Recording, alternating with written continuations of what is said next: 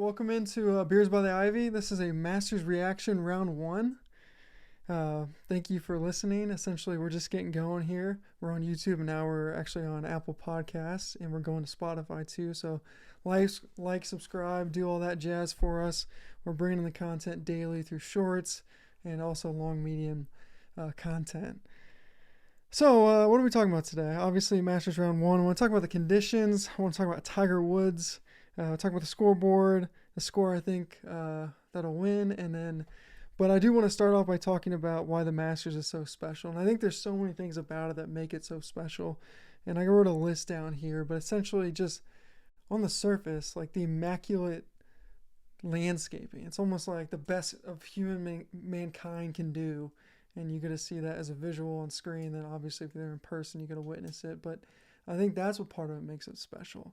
Next part is the legendary holes. It's the fact that you go to the same course every year and it's ingrained in us. I said in my last video, it's like in the video game too. It's the we grew up with it. We got to feel it our whole lives. The Masters, we know it. Amen corner.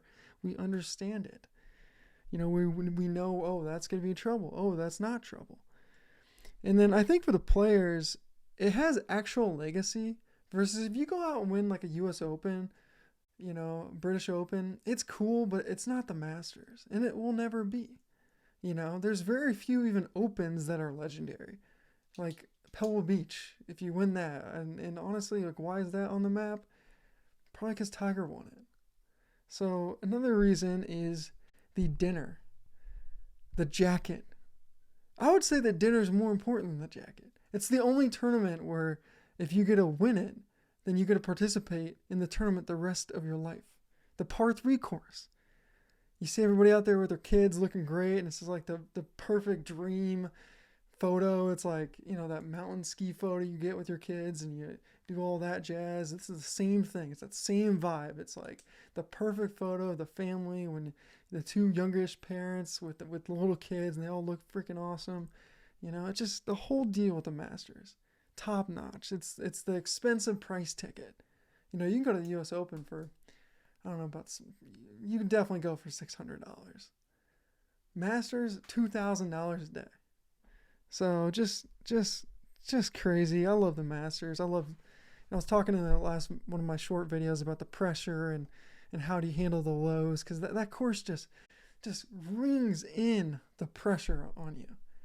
And just what I said, the legacy, if you win it, and just to see people and how they respond, I think it's a true life lessons for, you know, all of us even watching. If you just think about your life and having to, with your work, dealing with the pressure and all that, it's just part of life. And it's fun to see it in such a short period of time where a person hits a shot and they immediately have to deal with the consequences of a bad shot or a good shot and how they respond. It's just a good life lesson for all of us, and goes back to part of the reason I love sports.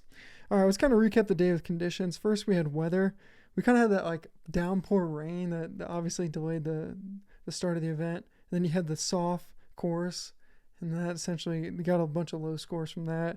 And then we had the crazy winds. I remember I was watching, essentially Jason Day was like on the tee, and you could just see the wind blowing. You can't really tell on TV until the backdrop was when they're like right in the woods, and you can really see the trees blowing back and forth. So that was pretty cool. Let's jump into Tiger Woods. I'll always focus on Tiger if he's playing, just because, you know, he is what golf is. Like, to me, he is the face of golf. Hit Nicholas to him, and he'll be the face of golf until he stops playing.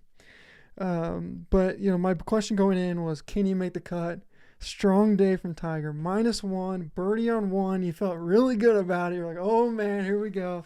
But he, you know, the rest of the day was up and down. But, you know, it's the classic Tiger shot where, you know, he has a great hole and then he puts one in the woods, and you're like, how's he getting out of the woods? And he somehow gets out of it, and he goes up and down, and then he bogeys the next one, but he birdies the next one. Just that classic kind of rhythm of sometimes Tiger's game was pretty much what we saw today.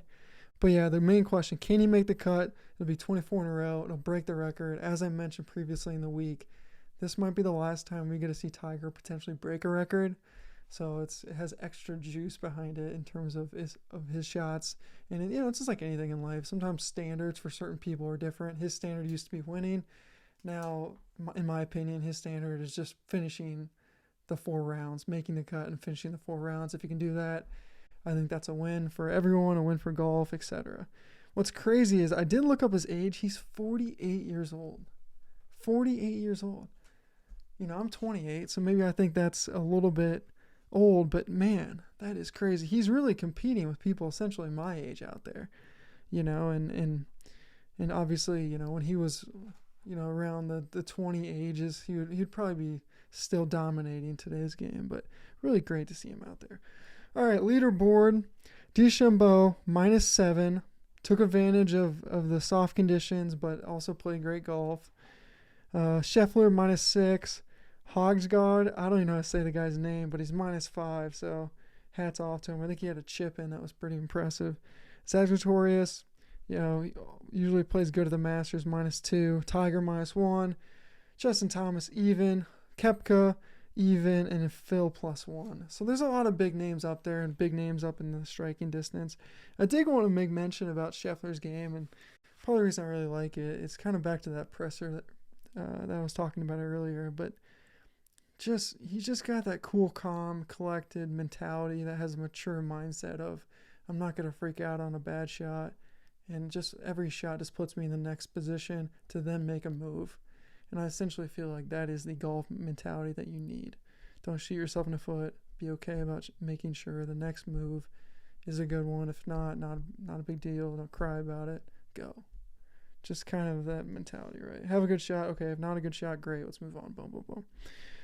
All right, and lastly here, we're flying through today's video, but lastly, the score to win. I always think -14 is the score to win. But then when you see like the first round guys come out and get -6, you're like, is this another Dustin Johnson year? Where the winner's going to be -20? But you just don't see that at the Masters. Something's going to come up. I still feel like that -14 range, if you can get to -14, you're going to win this year's Masters. We'll see though. Okay, well, that was my instant reaction. Thanks for watching. Like I said, like, subscribe, follow, do all that kind of stuff on Instagram, TikTok now too. Apple Podcasts, going to be on Spotify Podcasts. We're on YouTube, as you know.